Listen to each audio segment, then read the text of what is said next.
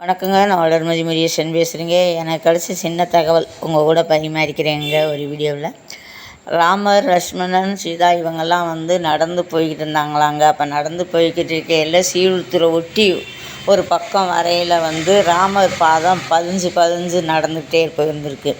ஏன்னா அது பக்கத்தில் குளம் இருந்திருக்கு. அந்த குளத்தை ஒட்டி நடந்து போகையில் அந்த ராமர் பாதம் பதிவாகிருந்திருக்கு. அப்போ நம்ம சொறி தவளை, மஞ்சள் கலர் தவளை நிறையா நம்ம தரையில் தான் இருக்கும்.